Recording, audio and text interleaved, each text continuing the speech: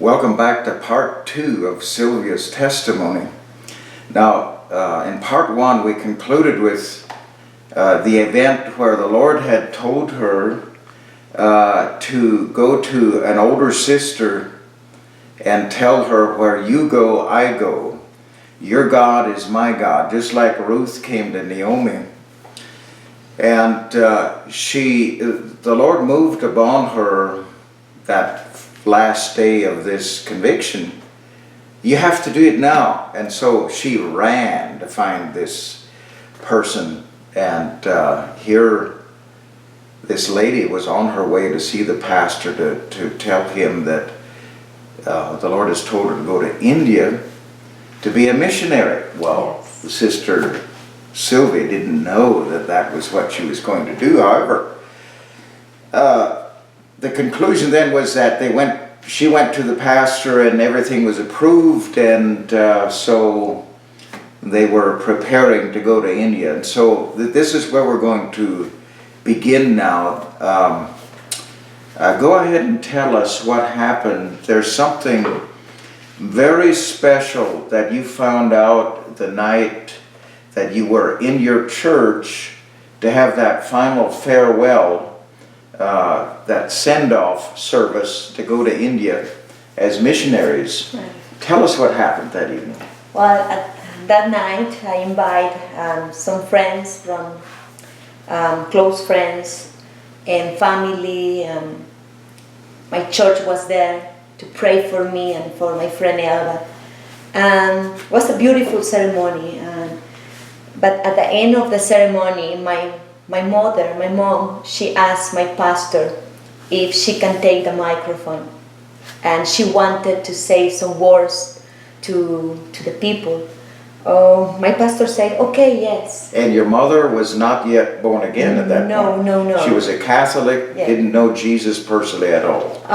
She's a woman that seeking the Lord. She was seeking the But Lord. she was not part of the church. Okay. I think was one of the first times that she went to a Christian church. Okay, all right. So she didn't know many people there, Yeah. but she got boldness to take the microphone.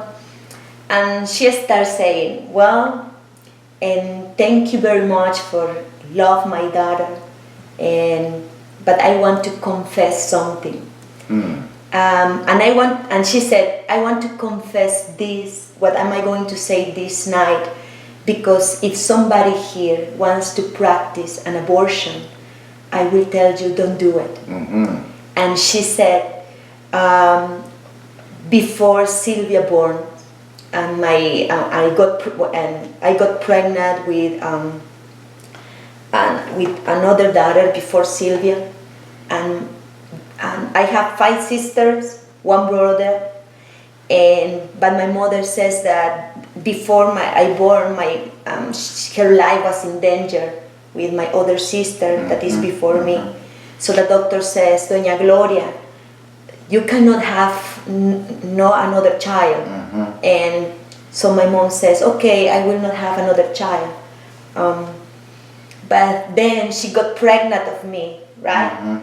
And her life was in danger. So the doctor says, your life is in danger, and also your daughter's life is in danger.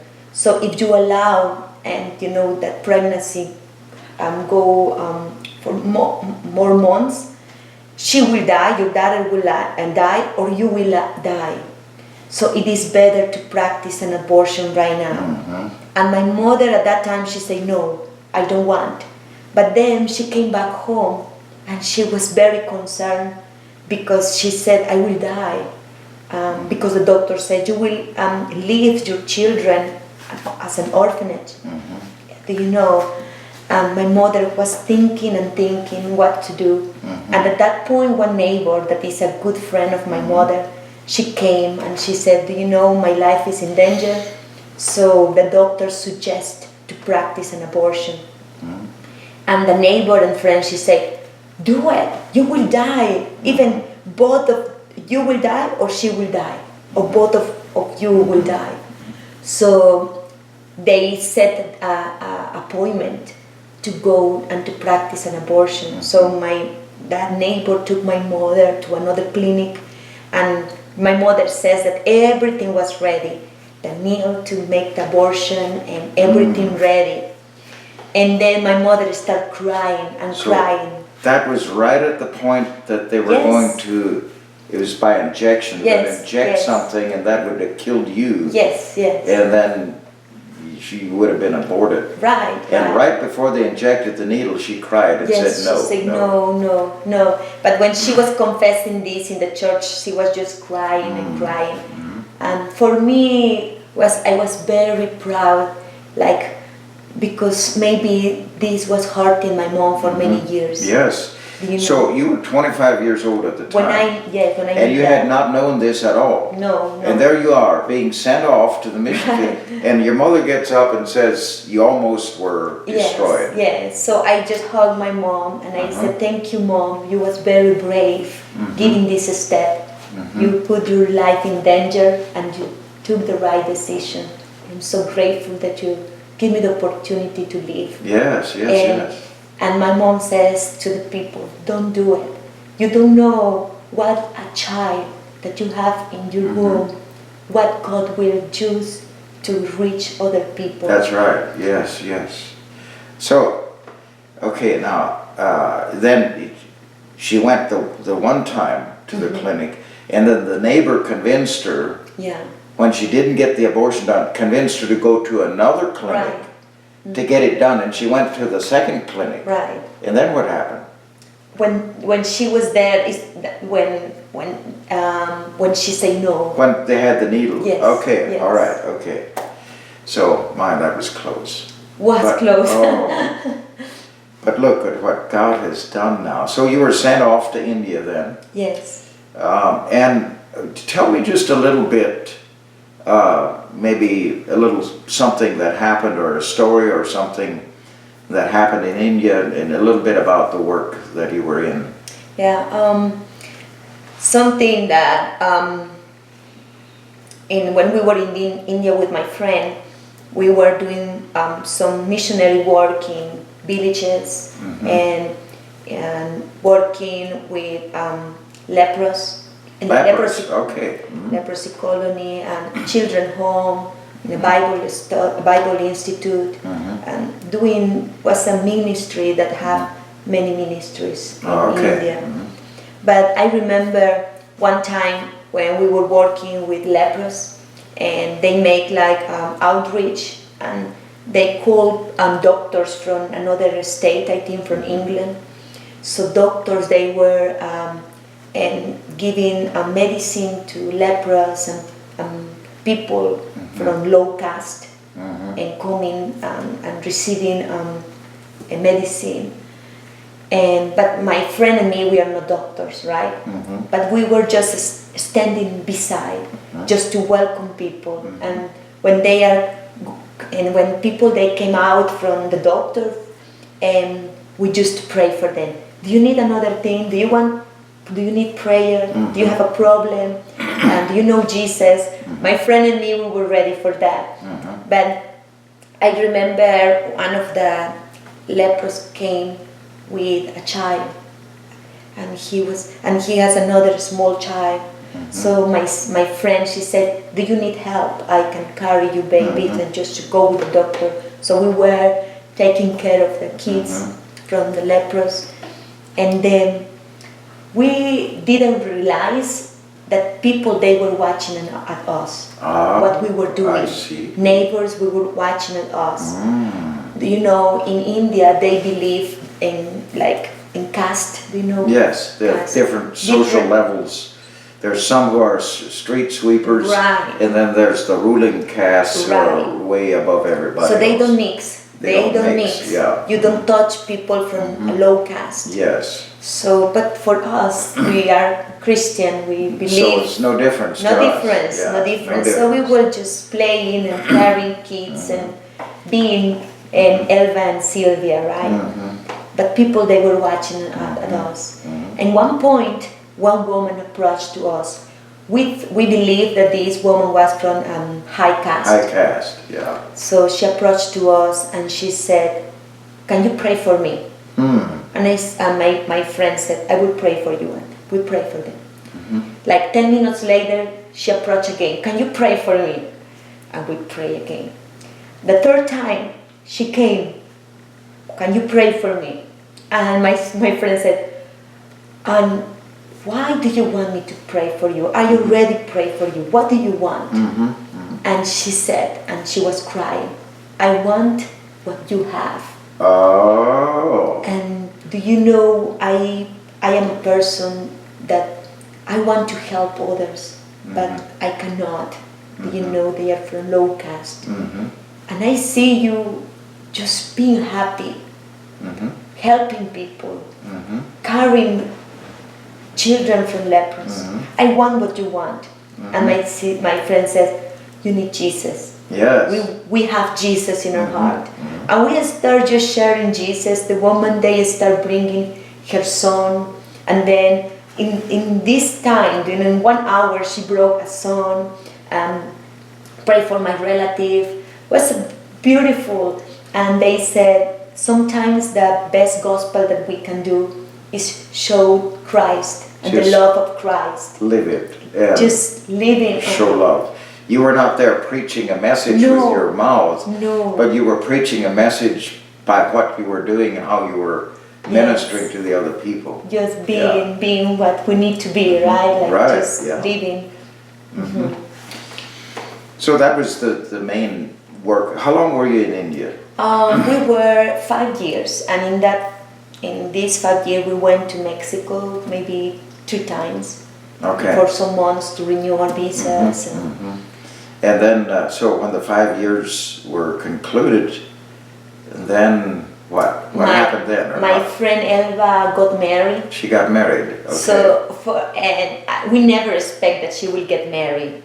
We thought that we will be single forever and ever. and you were thinking that way too? Yes, me too. Okay. So, which you are single still. Yes. So we thought that we would go together in different countries, and God gave her a husband to her. And so it was time for us to divide. Okay. So, she went to, her husband was doing missions in Dubai.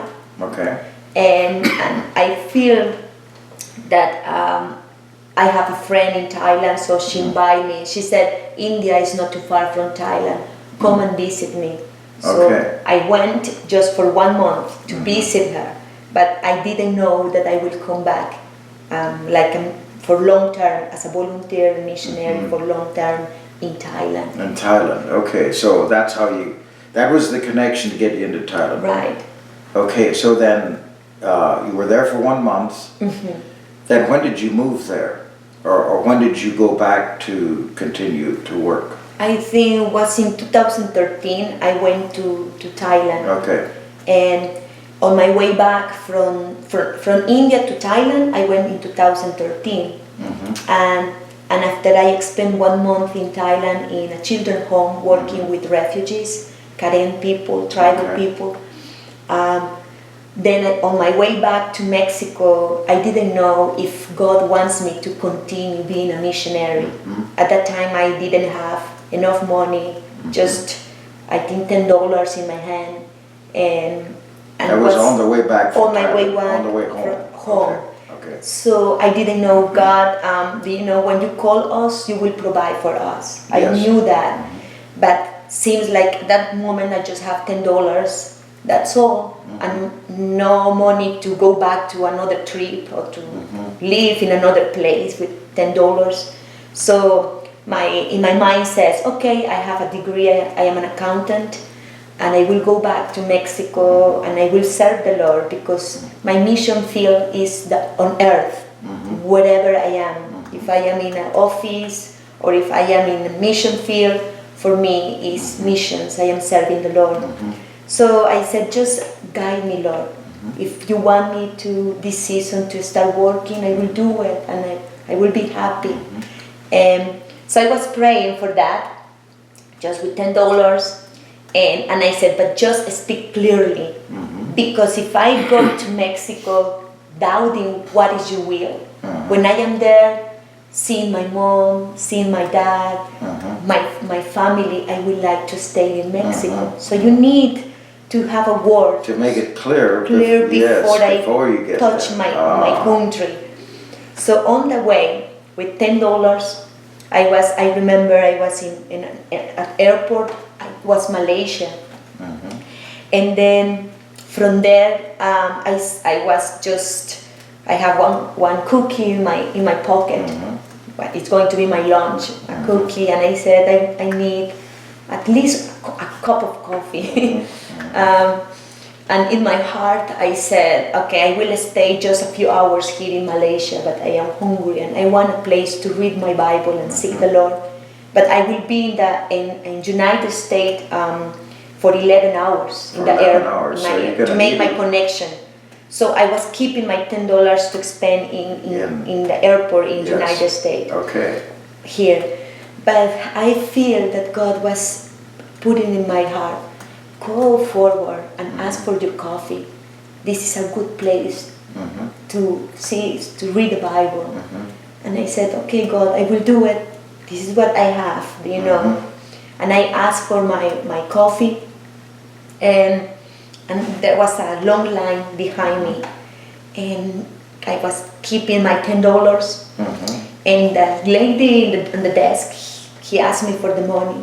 When I was in the point to give my $10, one guy that was behind me, he do this, and he paid. He paid your He coffee. paid my coffee. I was, what is happening here? I was looking if I know he was an Asian guy using a suit, and the lady, please move. There is a long line, and she was giving me back some money, coins in Malaysia currency because he paid with a bill. So I was just receiving that. And when I was trying to give his money back or saying this belongs to you, he was not there. He was not there. So people say it was an angel. I always think maybe it's an angel, maybe it was a passenger that have a connection, and she was very frustrated because I was walking slow or praying.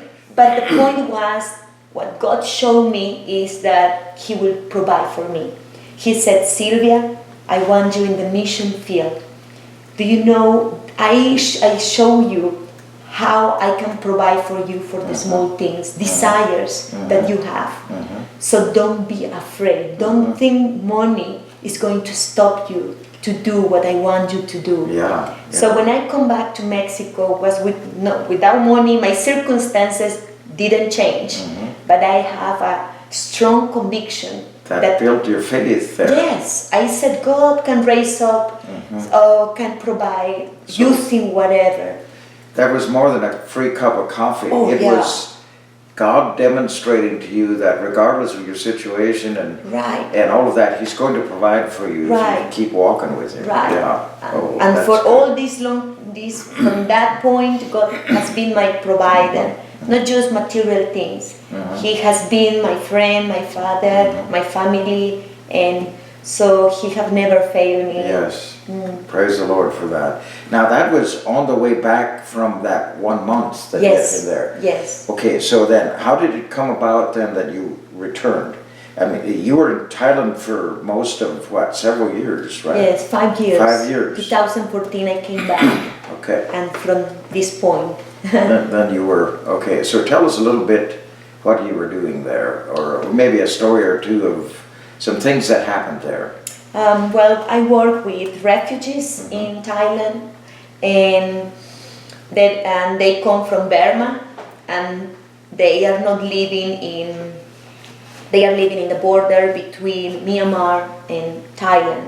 Okay. So something that some people, they said that I am a missionary living there, but I consider Shekinah Children Home as my family. Okay. It's not a mission. For me, it's my family. It's your family. My family, my kids. And the children are refugees, but yes. What are they fleeing from? Is there war or what? Yes. There's war? In some of the areas, and they are fighting, so they run away, and they go to as refugee in some different camps, refugee camps. So these children home, they are bringing those kids to give them education, because in those refugee camps they don't have education. They are just staying there. So in this children home, we give them opportunity to learn Karen, Thai, Burmese, English, math, to have education, and the main thing, to know Jesus. Most of the kids that they come, they are Buddhist, or they are coming from other spiritual beliefs, and when they come to our children home, some of them it's the first time, or most of them is the first time that they know about Jesus. So they live in the jungle. So when they come to our refugee camp, we need to teach them how to brush their teeth, how to use soap, hygiene, and they don't know many things. So they pretty much came out of the forest or the jungle. Right. And they don't really know how to function in what we would call civilized society. Yes. So you have to teach them everything. Yes. Right? Some of them, they already live in Thai border for a long time ago. So when they come, they are not as another kids like coming from the jungle. So we receive, and every kids have different background. Some of them they come from the jungle. Some of them they come because they are running away from soldiers. They destroy their villages. Some of them they come because their parents are soldiers and they cannot support them, so they come to the children home. Different things and different kind. But do you know something that I learned from there is that they have just a few things.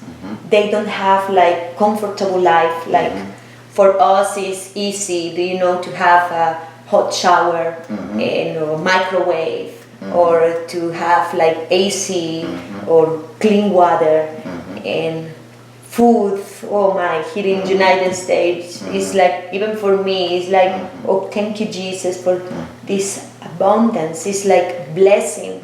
And for me to have a plate of food, vegetables, you know, for there they live with simple things, and they are happy.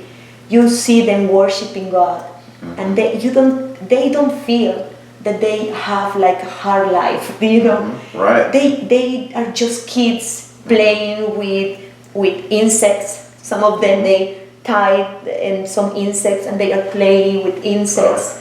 Some of them they are just they kill dogs to eat. They catch frogs to eat. They catch snakes to eat, and they are happy since they are kids. They are just using their hands. I see many kids in the city just using their hands to play a phone or tablet. Do you know they don't have actually a relationship with the parents because they are just consumed with the technology, with things that they have. For us as a family, we believe in this community to help each other, and they learn more. They learn about Jesus because we have worship time mornings, evenings, and we teach Bibles during the day.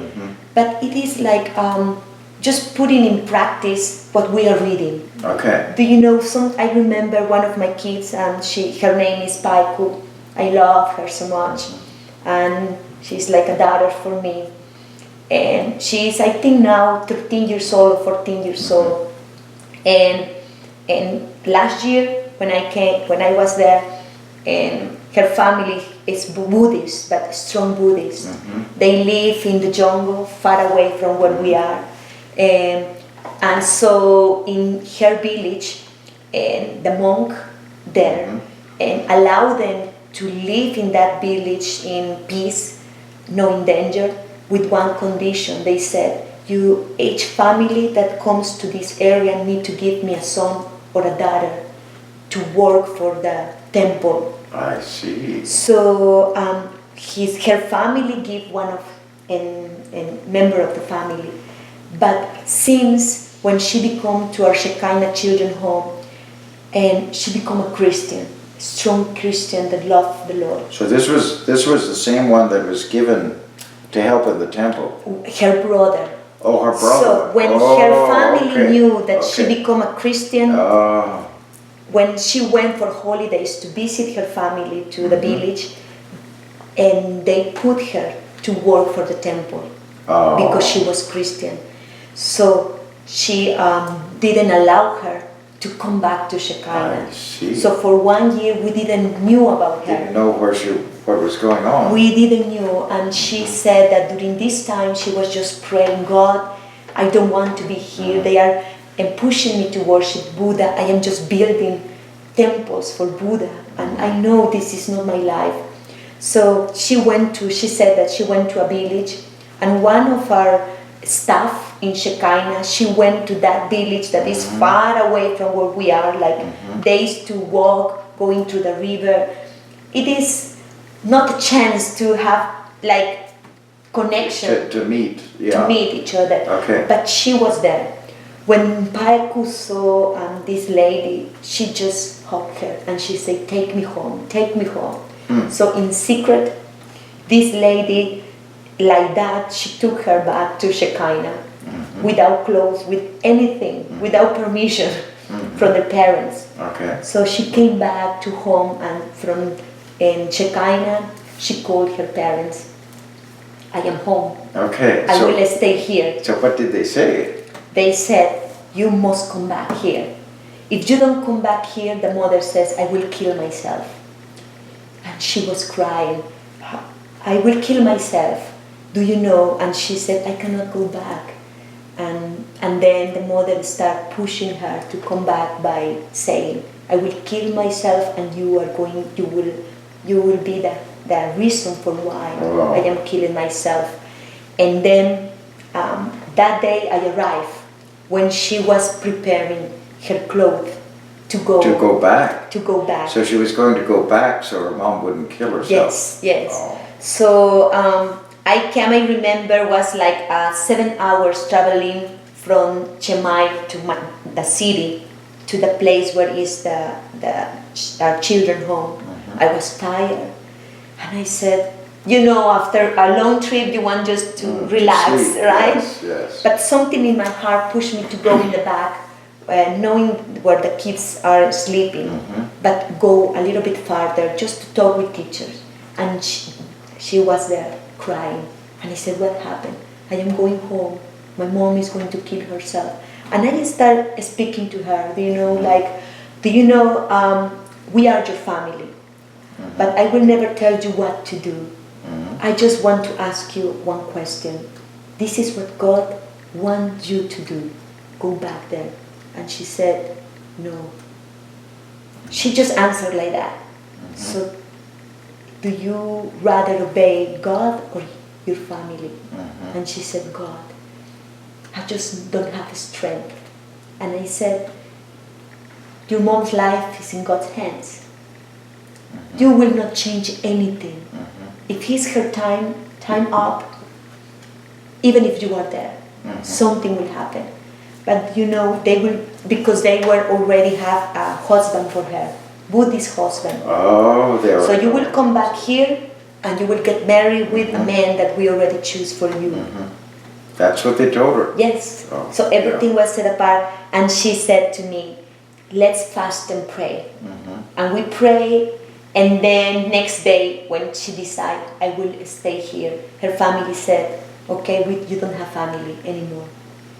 So she was rejected for her family, and one day, and after several days, their family says, I will come back to pick you up, even if you don't want.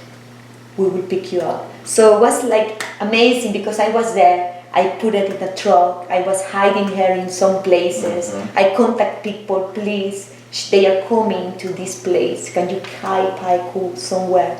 It was like everything in time. How God was protecting her. But something that amazed me is like even in her young age, she was strong enough to decide to follow Jesus in spite of what rejection or consequence. 13 years old? 13, at that time I think it was 13 years old. 13 or 14. And so I was very happy, and I was still praying for her. And there are some testimonies like in this children's home. People that really live what the Bible says. Yes. You know. So, That was which year did this happen? Which year was it? 13? 2014? No, this was, I think, 2017 or 17. 2 years ago. So Yes. what has happened with her now? Do you know? She's still there. She's still there. She's okay. strong believer. Okay. She's learning things. She wants to be kind of nurse. So the family gave up then to... Yes. And they're letting her go now? Yes. Okay. Now, yes, she knows I cannot go back to my village because they will force you to get stay. married. And Yes. Yes, and to serve Buddha Yes. and all this. Yeah. Oh, is this unusual, or is there many situations No, it like is that? normal like that. For example, there are another lady another girl, I think she's 15 or 14, she didn't come back 2018 because her parents, they just took her to Berna. We don't know about her. Maybe these kind of cases, but the only thing that I know that God is with them and God will protect them, and so I have peace in just sitting a good foundation in even if they are small. Same spirit. I believe God has something very special for this young girl. Yes. With all that she went through and her faithfulness and her taking her stand like that, you watch what will happen to her in a few years. It's going to be very exciting. Yes. One evening you came back to your place where you were staying when you were in Thailand, and you opened the bathroom door, and what was there? Oh, snakes, or I think snakes, rats, and are many.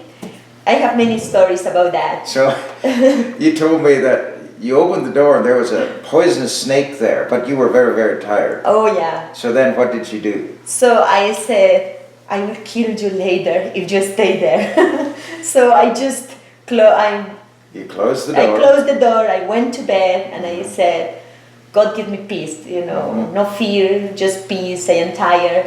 And the next morning, it was snake gone. were gone. Okay. Yes, this is normal, normal life. Yeah. And another thing that happened was one night when you were sleeping, Oh my. you felt something in your hair. Rats. Okay, so Rats. tell us about that. And so I think rats, they likes my hair to nest on it.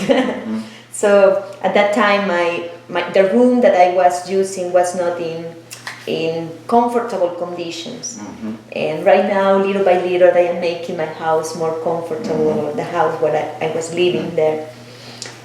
But that time, with our lights, I have a light, right? But I was off when I was sleeping, and I just feel that something heavy was here.